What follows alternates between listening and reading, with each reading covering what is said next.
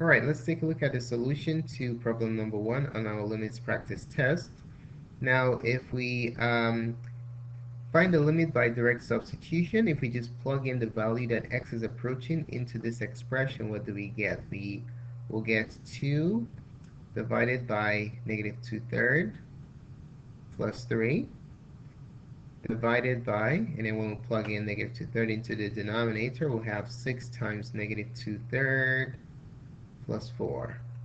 Okay, now if we simplify this further, the numerator here, multiply 2 by the reciprocal of negative 2/3, we're going to have negative 6 over 2 plus 3 divided by, and then 3 goes here once, 3 goes here twice, we'll have negative 4 plus 4. If you notice, we have a situation in the denominator. We're going to be dividing by 0, which is undefined. So does that mean that the limit does not exist? The answer is no. You shouldn't be in a haste to conclude that the limit does not exist. If we have a 0 in the denominator, we know that this function is not defined for this value. So the question is, at that point where this function is undefined, we have a discontinuity. Is that an infinite discontinuity, or is it a removable discontinuity? If we had a graph of this function, it's easy to tell, but since we're solving this function algebraically, we don't have that luxury. All right, so how do we determine if it's a removable discontinuity? What we'll do is we will try to rewrite this expression in such a way that is it possible to cancel out the discontinuity? If we can cancel out the discontinuity, causing there to be 0 in the denominator, then we will know that the discontinuity is removable. Hence, the limit might exist after factoring or dividing out that discontinuity. All right? So anytime you run into a situation where the limit does not exist, or you have a 0 in the denominator by substitution, you go back to the problem and ask yourself, is there any way I can transform the appearance in such a way that I could cancel out any removable discontinuities? So if you take a look at this expression, I can take out, let's just rewrite the problem first, 6x plus 4. In the numerator, you notice we have a fraction that can be combined with this integer right here. So I can write this as a fraction, 3 over 1.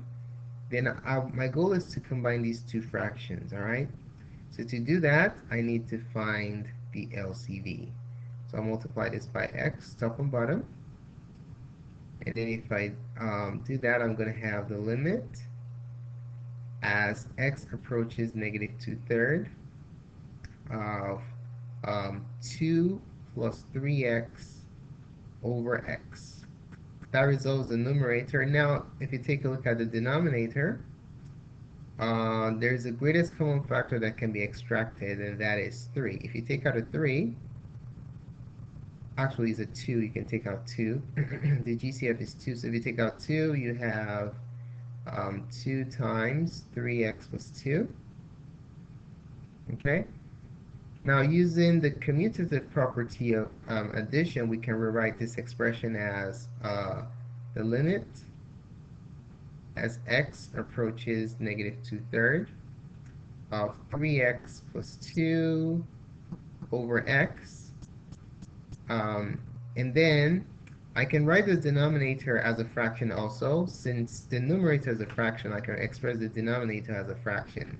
Now, dividing by a fraction is the same as multiplying by its reciprocal, right? So I can write this as this expression being multiplied by the reciprocal of the denominator, which is 1 over 2 times 3x plus 2. Okay? Now let's see, can we cancel out anything? And the answer is yes. So that quantity that was causing a discontinuity to be there, or for the function to be undefined, notice that we're dividing it out, 3x plus 2. So that discontinuity appears to be removable. Now our limit reduces to limit as x approaches negative 2/3 of 1 over x. Now if I plug in, actually 1 over 2x, because of the 2 here, times x. Now if I plug in negative 2/3, I'm going to have 1 over 2 times negative 2/3.